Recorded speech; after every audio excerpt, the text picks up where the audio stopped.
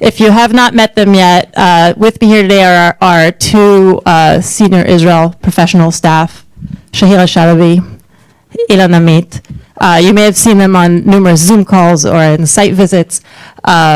They're spending their days running around the field, identifying what some of the leading change makers, actors, trends, developments, sites that are relevant for American Jewish communities. And we thought that having some time, not just to hear from them, but to speak with them and as a group about this current moment would be really, really valuable for all of us. So I will just jump right in. We gathered your questions. Thank you. We won't be able to read all of them out loud. We sort of gathered them into groups. And I'm going to start with a completely spontaneous question to Ilan. Just came up with it. Ilan, can you tell us a little bit? Right now, there's coalition discussions underway, which are more than just changing the discourse of the government, are in some ways changing some of the structures of the government. And I'm wondering if it would help to understand, really, this is all still potential. In what ways structurally could the changes affect issues related to Arab society? And if you give us some examples. So thank you, Liron, and thank you for joining us. I think I want to start by saying that governments have a certain DNA. Like we can jump, we will jump probably into the details soon, but governments have a certain DNA, and the previous government we had for a bit over a year, the Bennett-Lapid coalition, had a certain DNA, and it was a DNA of collaboration, creating partnerships with civil society, Arab society, academics, professionals in the field. And while things moved a bit slowly in the past year with all the challenges in civil society and with our local authorities, this DNA of partnerships and collaboration really proved itself as very useful in our world, and the world that aspires to narrow socioeconomic gaps in Arab society and create new collaborations and a shared society. And I think even the fact that we have people like Einat Ronen and Yonatan here in the room are a proof of the efficiency of collaboration and partnerships between state and Arab society and civil society. That being said, it looks like we're going towards a bit of a different DNA of a government that looks less at partnerships and more at gathering power or stripping power of certain governmental authorities in very efficient ways, again. And I want to put some meat on the bones of that discussion and dive a bit into a couple of examples and describe how it looks like this next government is going to work. And the reason I'm saying it looks like is because the next government just received an extension, a 10-day extension for its own inauguration.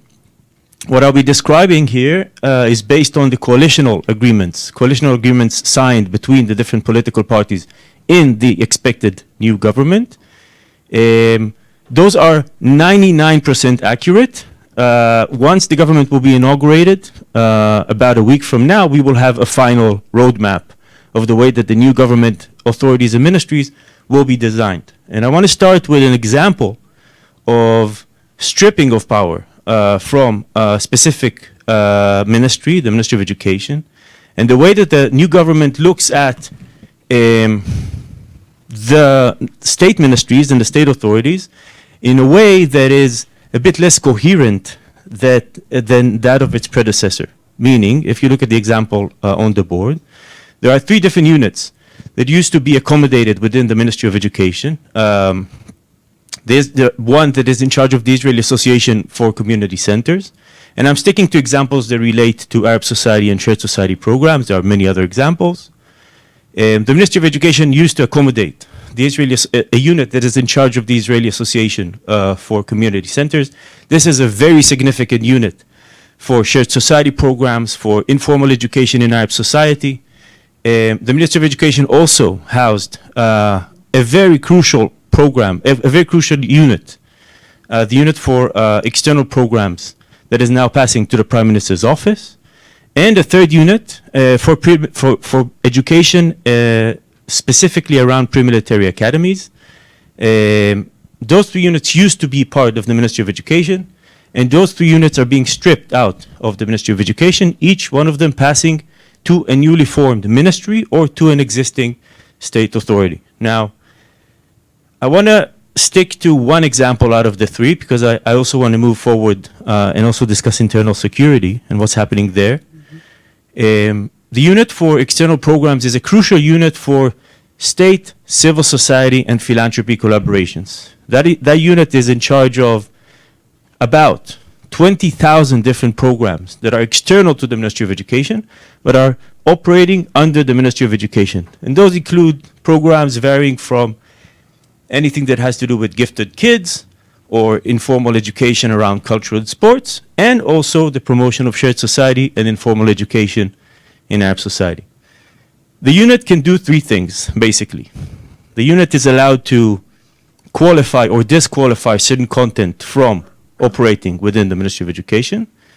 It's allowed to approve or disqualify certain organizations from entering and actually passing certain educational content within the Ministry of Education. And that unit is also allowed to qualify or disqualify certain funders from supporting educational activities within the Ministry of Education. That unit is is being relocated from the Ministry of Education into the Prime Minister's office to be headed by Avi Maoz, the leader of the non-political party. And as you see, it's not just about the fact that certain sensitive governmental authorities or ministries or powers that those ministries would have are being relocated into the hands of people with very specific worldviews. It's also the fact that by relocating those different authorities from governmental agencies and authorities into newly created ones, we're creating less coherent programming, and we're disassembling the capacities rather than building the capacities of the designated governmental authorities and ministries.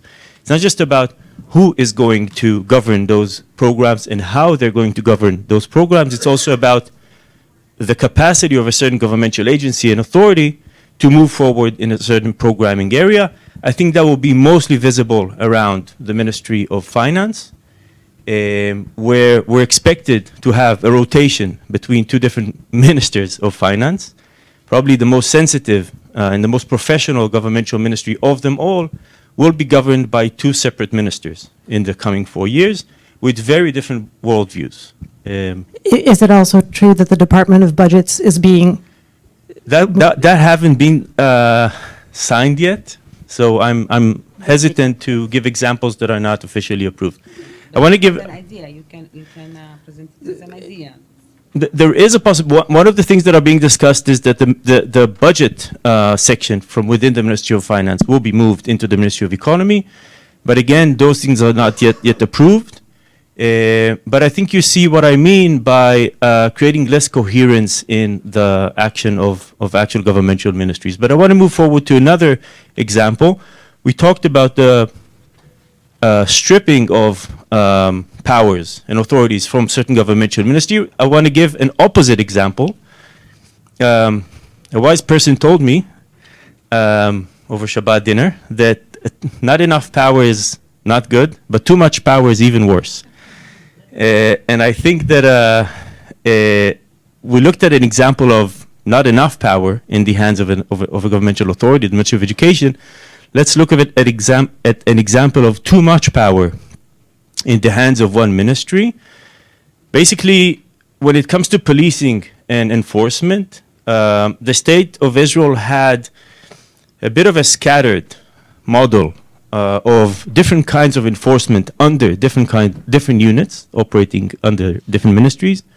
Enforcement related to construction and housing, enforcement that is related to criminal activities, enforcement that is related to environmental actions, and so on. And each and every governmental ministry had its own enforcement unit, which I think is the same way that it operates here in the US. Under the new government, a new state ministry is being established, the Ministry for National Security, that will be governed by Itamar Ben-Gvir from the Otzma Yehudit political party.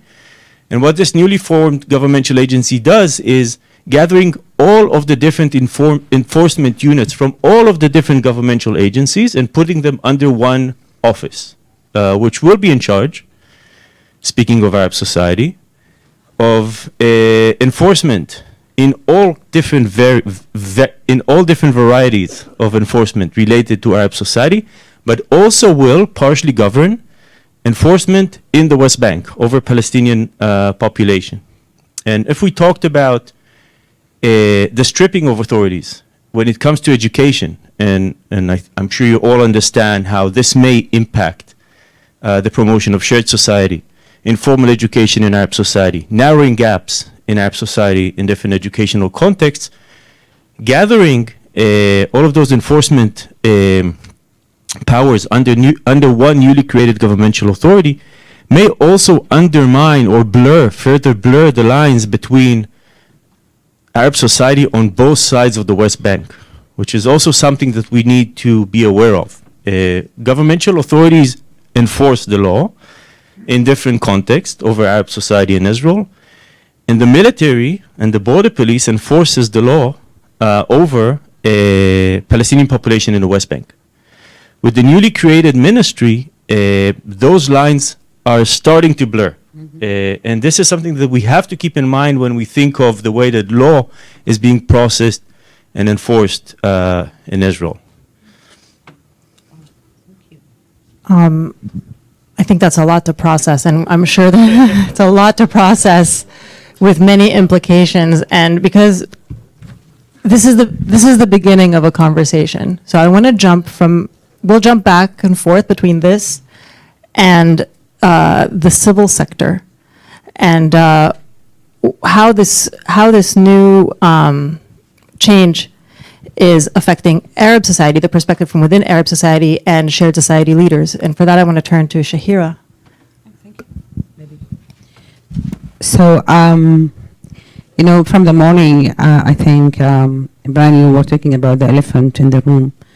And I agree with you, okay? Everyone is asking, and I just had a tour between the tables, and this is what the main question is. We are bringing here as activists and as, representing government institutions or NGOs institutions, we're bringing a kind of optimistic view of how are we going to continue to work together. So please allow me just to say, you said the tough questions will be for the staff. I'm taking this seriously. So, first of all, this government, the previous government, Lapid and what's his name? Bennett. Lapid and Bennett. We already forgot about him. Okay, sorry. Lapid and Bennett. It's only 1.5 years. Okay, and most of I really agree. They brought with them a great approach, working with the field, a lot of operations, of cooperations, and I really respect, I have the whole of the respect of this, but most of the progressive processes that we are talking about, and I don't remember who, I think it was from the Boston Federation, excuse me, I don't remember the name.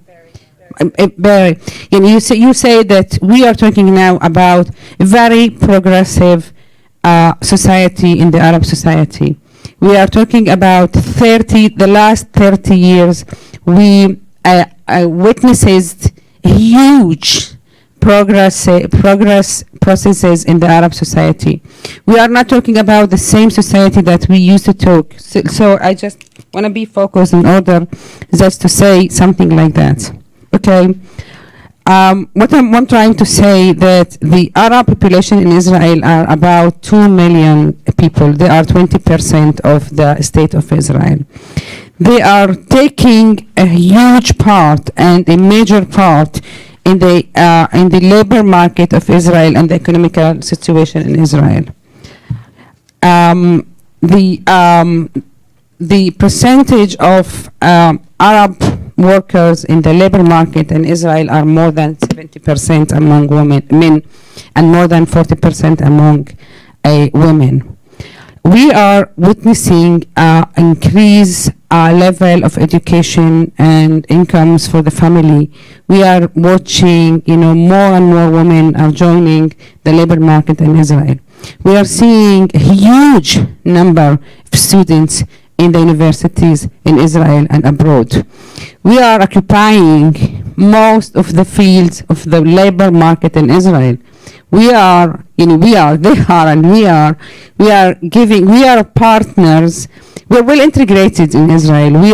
We are integral part of the state of Israel in terms of giving services, being in the labor market and contributing to the economy of Israel. So, and this didn't happen under the last government. It happens under all of the government, okay? Including after the establishment of the state of Israel, including after the 67 war and the second war in Lebanon and all of these kinds of governments. So, what I really, people ask me why sometimes we heard that to be so optimistic. It's not being optimistic, it's being realistic. Because people are very strong in the street. People are very, very strong in the field.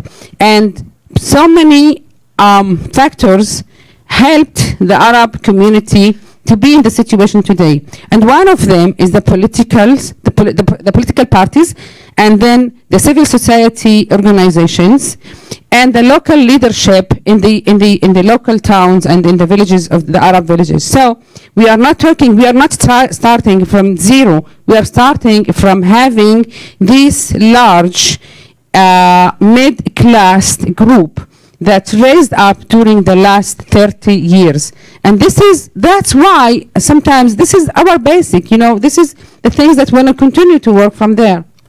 Shahira, I'm going to jump in because I feel like I really hear the message that you're saying, which is I live my life as a citizen of the state, and I'm going to be part of whatever it comes my way. I think that because we've heard a lot of this message of things are continuing, what's burning in my mind is saying, yes, there's higher numbers, yes, there's employment, yes, there's been so much progress, but let's get real, the gaps are still really big. The gaps are still really big. We had May 2021, and as we heard from Shireen, as hard of a worker as she is, and as optimistic as she is, she's preparing for the next May 2021. How do you square these two trends? The progress that's undeniable, and we've heard of various examples of it today, and the frustrations and the gaps and the challenges that are explosive. I can see the gaps, and I can see the challenges, and there is a lot to continue to do. And this is why we are here. And I think we will be able to do it. We will work together. And I believe that under this government, with all of the threat, and I'm very concerned. If you ask me in the personal level, I'm really worried. It's not that I'm sitting at my home and so glad about what's happening, but I'm thinking as a leader, as a leader in the field, what should I do with this? So one of the main things that I'm sure that will happen, and it started also in Israel. So many new movements, resistant movements and resistant organizations are organizing themselves again, and new players in the field, and new actors in the field are existing now, and they are trying to work together. During the last month, I could see more cooperations and asking for cooperation between Jews and Arabs, and shared programs and shared organization. They want to struggle. They want to keep the achievements that we achieved during the last year. So I can see the gaps. I can see the potential of cooperation, and I can see the difficulties. It doesn't mean that it's not going to be difficult. And I want to say something about May. One of the main things that I'm concerned about, the last May event, 2021, I was a deputy mayor in the city of Haifa, And the events in Haifa, during the events in Haifa, I was most of the time in the street for the early hours in the morning, okay, most of the night. I tried to separate between the police and the demonstrators, and they tried to convince the police not to be so violent, and they tried to convince the demonstrators just to go back to their neighborhoods. So I played a great role in this, but it was one of the main things that I could see, that the police has policy. They are not going to keep murders in the ground. They want to shoot. They don't want to shoot anyone. I could see this with the police. Okay, they were throwing these bombs with the noise and with the ashan. How do you say, with the smoke? But they really didn't want to kill anyone. I could see it. Also in Akka, also in Lod, also in Ramle, also in Jaffa, also in Haifa. But this wasn't my experience during the October 2000 events. I could see that the police forces who came to the demonstrations in the 2000, they wanted to kill people because this was their way to teach people how to act in the street. So, if I'm concerned about something, I'm concerned about this, about the picture in the wall, about this new Ministry of National Security. I'm not sure that we are going to have the same situation if we will have demonstration in the streets. So I'm very, very concerned about this. I want to add something. I want to say that you're probably all thinking, so what do we do with this? Like, what do we do tomorrow morning? How do we act? And I think that usually when governments promote certain actions towards creation of a shared society and narrowing gaps, it usually comes with a trade-off. And I think that what's happening now is that we're getting the sense that this government will be toxic toward not just the field of shared society and Arab society, but also towards LGBT, progressive opinions and perceptions, gender issues, and so on. And I think we need to, it took us a long time to move from the realm of coexistence to the perception of shared society. And I think there's one more step we need to do as a field, and really expand the way we perceive what a shared society is. And look at the broad picture of all of the different groups of population that might suffer from the policies of this government, and show much more solidarity towards the different groups of population rather than just focus on Arab society or shared society programs. And I think that it would be much easier for this government to move forward with hazardous and toxic policies if we won't show solidarity towards the different groups that will be affected by those policies. And it doesn't matter if they're LGBT or Orthodox or Arabs or asylum seekers in this case. And I think I agree with Shahira, but I think we should expand the way we approach civil society, cross-sectoral partnerships with state authorities, definitely partnerships with academics and professionals in the field, and not only look at our own little realm of, it's not little, of Arab society and shared society programs. Okay, I agree with you, Ilan, but I think I had a few conversations outside. What is the difference between this right government to other right governments? That this coalition is very strong.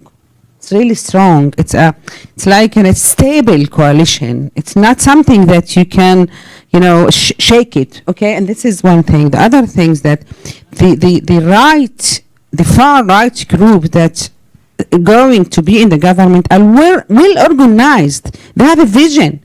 They are not acting as new actors. They know what they are doing. All this breaking to pieces to the ministries of the government, the ministries of the government, they have a plan. They know what they are doing, and they know the state of Israel. After 4 years, if we meet here.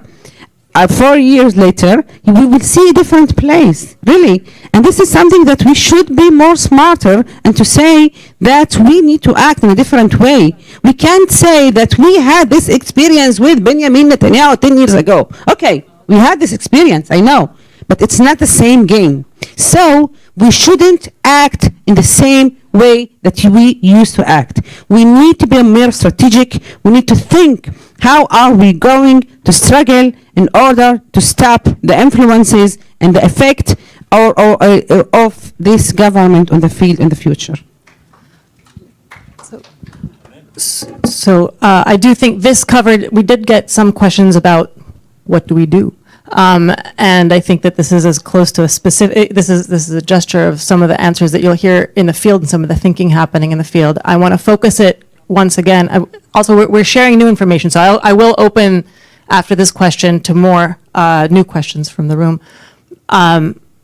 Let's focus on 5-year budgets, because so much of the development of these trends, the strengthening of the civil sector, the numbers of Arabs in higher education, the labor market, the whole discourse of shared society sits on the momentum that was established behind the need for socioeconomic development. Can you talk a little bit about, there were several questions about if the constellation, when the coalition is signed, as the budget, as different ministers are in place, what might happen that will impede the implementation of these budgets, and what are some of the parts that are most likely to continue to be progressed? And we're going to get into this in detail tomorrow with the foundation forum. So this is the 30,000 foot.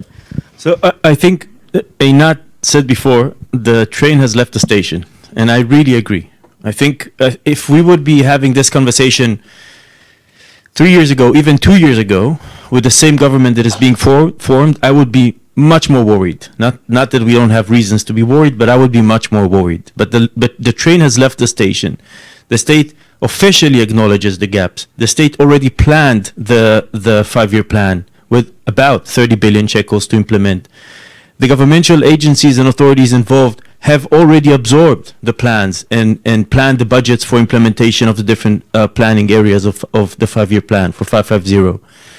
The train has left the station. What I'm more worried about in this case is not a situation in which this might happen, but I'm less worried about a situation where certain ministers and certain ministries will execute different programs against the implementation of 550. I am honestly more worried about the mess that we might be expecting in governmental authorities and agencies because of this transfer and gathering and different reconfiguration of state authorities and responsibility over budgets that will make it much harder to implement those budgets in the context of Arab society and shared society programs. It's already an uphill battle to attract budgets from state authorities into the local government level and to make this money, each and every shekel, to actually make it into the field to civil society organizations and the different programming areas. It's already a huge uphill battle. The previous 5-year plan, 922, ended with an under-implementation because it is so complicated. I'm worried that with the new government and the fact that there will be rotation in the Ministry of Finance, the different implementing authorities will move from one ministry to another. It will be even more complicated. Can you say something about this? Okay. I think maybe you will open questions for that. Okay, so it will be my last thing.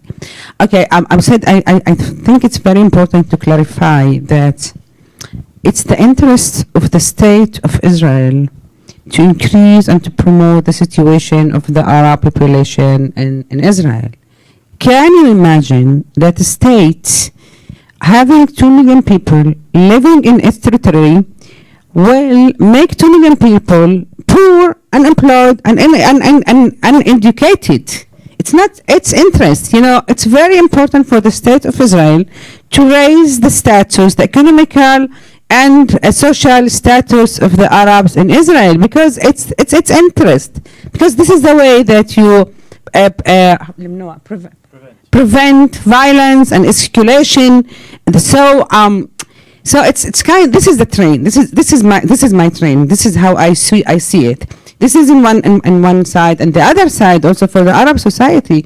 They know what does that mean to have a quality of life. They want. You can't stop it. You cannot. They are not going back to live in the 60s. Okay. They will continue their way. They will struggle for changing.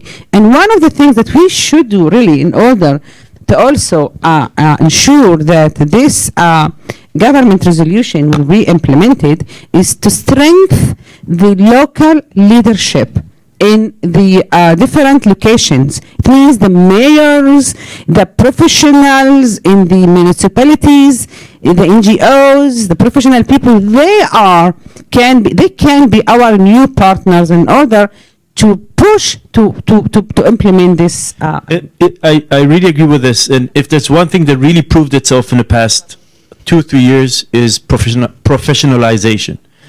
The further the field professionalizes within state authorities, among academics, civil society organizations, definitely professional organizations we know of, National Council of Arab Mayors, Arab Center for Alternative Planning, the professional bodies in Arab society and civil society, that work really proved itself. The more data we have, the more professional, data-based policy moves the civil society has been promoting, the more focused and professional are the collaboration between state authorities, academics, civil society, the further we manage to move forward as a field. When the discourse retrieves back to advocacy, just a bit of a blur call for rights, where you can see that the field fails in moving forward in attracting budgets, implementing policies, passing new legislation that is relevant to narrowing gaps. And if there's one thing that I really agree, Shahira, is that we should further professionalize the whole field. That is quite a statement. That is quite a statement. And I want to slow down there for a second, just to say, do you feel like there's the professionalism? This is my language. This is what we do. We see the impact of it. But do you see a role for advocacy, whether in Israel, in the civil sector, advocacy for what from the American Jewish community, both of you, and then I promise I'll open. I see a role for advocacy, but I think that the work in look at this table, state, civil society, academics. I see a role for look at this table. I see a role for advocacy. I definitely see a role for advocacy, but there is a difference between creating a move towards narrowing gaps in Arab society and between Jews and Arabs, and actually doing the thing itself in higher education, in early childhood, in housing policies. We need to professionalize the implementing mechanisms in order to really achieve those goals. Can I just ask a clarification question? So you're talking basically not to talk about it, just to do it. So you're talking not about advocacy, you're just talking about. I think we're not being that specific. I think that Ilan was making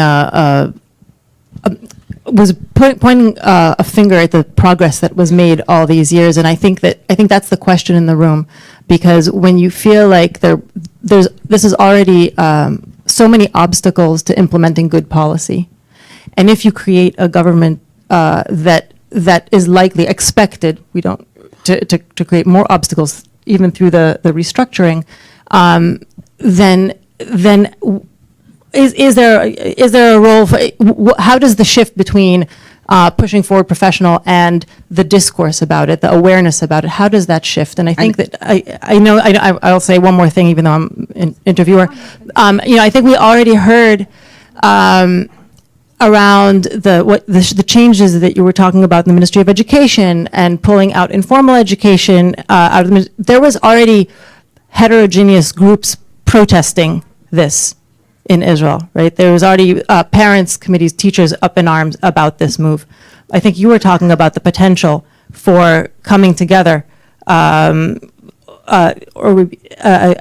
different groups, multiple sectors, to promote what is not happening from within, to ask for and demand the things that you want from without. I wanna be careful of privileged speech, okay? Privileged speakers. And I think talking about professionals and professionals working in the field, and they are going to be representing the field, it's being privileged. I want to tell you my personal story. Okay, not personal, but my one of the field of activism that I was involved in 30 years ago. I started my activism as a feminist. Okay, we were a group of I think less than 10, maybe 8. I don't remember what, maybe 8 or 10 women, we decided that we want to change the status of the Arab women in Israel and in the Arab world in general, okay? So we started, demonstrating everywhere. I remember myself, 40 kilos, maybe something like that, 9 years old, just moving around all over the country, visiting every group of women, visiting every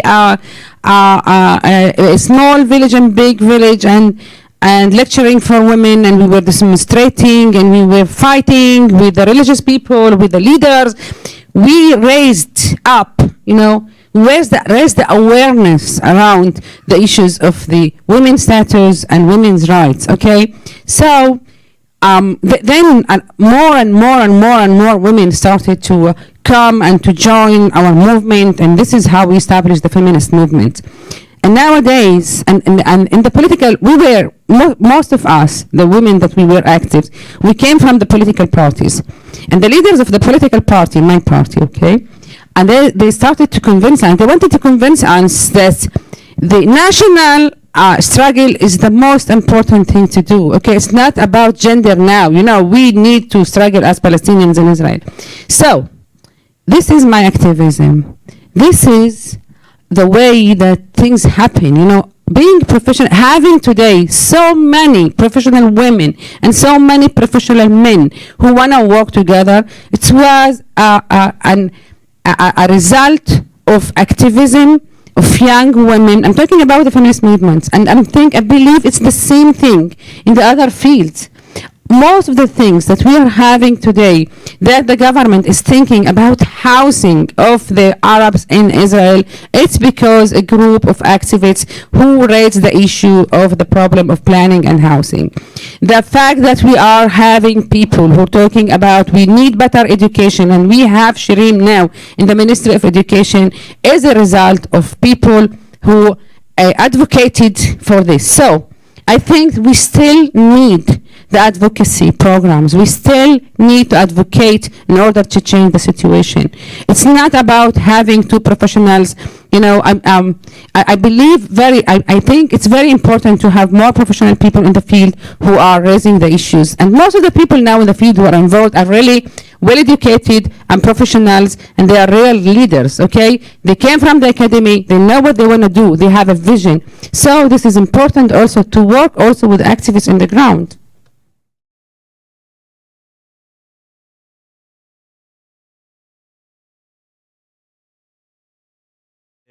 I'll just say that the two groups of population in Israel that suffer from the biggest gaps are Orthodox and Arabs.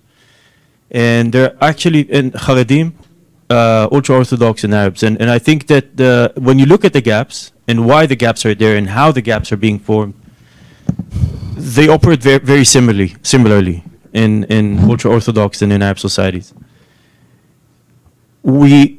Speaking of professionalism, of the professionalization of the field, I think we learned that to acknowledge the gaps commonly, to understand the same gaps, to look at the elephant and understand that it's an elephant and agree that it's an elephant, in higher education, in early childhood, in public health, in any area of programming.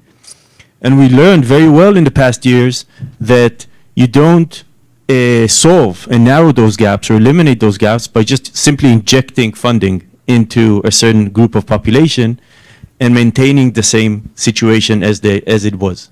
In order to narrow those gaps, eliminate those gaps, we have to radically change the way that the society, those groups of population work, and connect the dots between different areas of programming.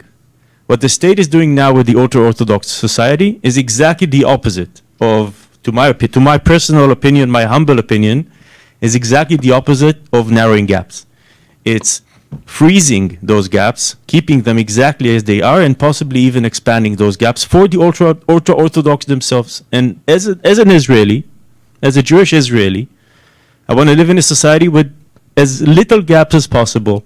I want to live in a prosperous, socioeconomically strong society. What the state is now doing is exactly the opposite of that. That has very little to do with Arab society and shared society programs, but having huge effect on the socioeconomic resilience of the state of Israel. And I hope that what's happening today in Arab society will also happen in the future in the Haredi society. I think commenting on your question and on your comment, I want to say that, and I'm saying that as a Jewish citizen of the State of Israel who has been working with Arab society for years. We as Israelis, as the Israeli society, as specifically as the Jewish Israeli society, we can't expect Arab society, after experiencing decades of gaps and decades of neglection in some cases, and decades of structural gaps in some cases, to one morning wake up and have a political consciousness and political, full political participation in the game, and expect Arab society to just become part of the game and play nice. We first have to walk a very long way in order to narrow those gaps, in order to treat Arab citizens equally, in order to make sure that there is no difference between Al-Fahim and Tel Aviv, in order to feel confident enough to ask Arab citizens of the State of Israel to even politically participate in the political game. We're not there yet. We're very far from that point. And when Arab society and its political representatives refuse to play nice or play the political game, I think we need to respect that and understand where it's coming from, and how decades of gaps and decades of neglection have brought us to this point in time. And that's, by the way, also true for Orthodox society. Gaps create political perceptions, and political perceptions in their turn feed gaps. And we have to understand that this is part of the political game in Israel, as unnice as it is to acknowledge. Thank you, Ilan. Okay, But Shahira is the Arab and I'm the Jew, in case you haven't noticed. No, but I think it's, and it's not a division. we're cutting into lunchtime, so. No, should I? No, you should continue, Yeah, but- 1 minute. Okay, Ilan, I think it's not about being Arab and Jewish in Israel. It's about being citizens in the state and decide what kind of a state we want to have. I think one of the questions that we need to ask, Jews and Arabs, okay, we need to discuss what kind of state, okay, not also a relation between the two groups, because usually I think one of the things that I'm starting now to learn more about and to discuss it with myself, and I'm reading a lot of materials about this. Should we continue talking about shared society, or we should change the term to shared state? Okay, because we think that the change should come from the ground, from the society. But I want to bring the change from the state, because the state and the government should have and build their own policies in order to make the shared society happen. Shared societies doesn't happen by themselves. You need to create them, and I think it's the responsibility of the government also to create them, and not only the NGOs and the non-government organization and the activists in the field. So this is not direct answer, but I like the answer that you answered. But I want to add something for you, Ruth. And this is something that I learned from you, Ilan. The first time I met you, November the 3rd, when we were in the South. You said, Ilan said, it's my word, okay? Sometimes we were talking about the continued recognition of the unrecognized villages in the Negev, in the South, okay? So one of the things that you said, that sometimes you don't have to declare that you are not going to implement your plans. You just stop it. You just ignore it, Don't activate it. You don't have to be active in order not to implement governmental plans. Sometimes you can be passive, not doing anything. So you are not fighting with the field. You are not declaring anything. You are not in a conflict, anything. You just don't implement. And this is something that I'm concerned about, this 550 and other government resolutions, because sometimes, as a minister, as a director of a ministry, you sometimes just put it aside. You take the paper and you put it aside. So you won't have money. You won't have any kind of implementation. I want to say the conversation that we've gotten to over the years has gotten really, really technical and complex around the issues of budgets and where to implement them and how to implement them. And as that has done, it affects how there's a reason why we focus on multi-sectoral collaboration today, because the budgets send a flare, and then the rest of the society sort of orients to it because there's so much opportunity. And I think that it's really nice that we came full circle to the same subject here, asking what can NGOs, what can leaders, what should they be promoting? And is it, whether it's letters to the government to say, hey, there's a budget on paper, or whether it's saying, oh, we want to take responsibility and promote some shared society, more solidarity.